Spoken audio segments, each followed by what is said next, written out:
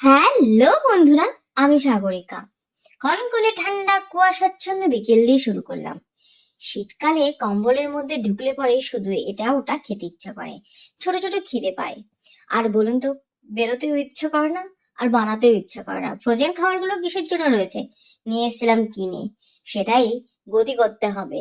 Frying প্যানটা বসিয়ে দিয়েছি, গ্যাসের চুলোটা জ্বালিয়ে তেল দিয়ে, রিফাইন তেল দিয়ে, দেখুন, হা ভেজে নিলাম। কি সুন্দর ক্রিস্পি আর কারারা, তেমন কোনো পরিশ্রম নেই। এবার যে রয়েছে ভেজ চিজ ফিঙ্গার, সেটাকেও সুন্দর করে লাল লাল করে ভেজে নিলাম। উহ, কি যে শান্তি হচ্ছে! এবার কম্বলের মধ্যে ঢুকবো আর বসে বসে সুন্দর করে খাবো, এক কাপ কফি বানিয়ে। আমাদের শহরে তো এখন পাওয়া যাচ্ছে এইসব খাবার। বন্ধুরা, আপনাদের ওখানে কি পাওয়া যায়? পেলে পরে অবশ্যই কমেন্ট করবেন। আর আমি দেখুন একেবারে রেস্টুরেন্টের মতন সুন্দর করে সাজিয়ে নিচ্ছি সস টস দিয়ে। এবার আমি খাচ্ছি। ভিডিওটা ভালো লাগলে লাইক শেয়ার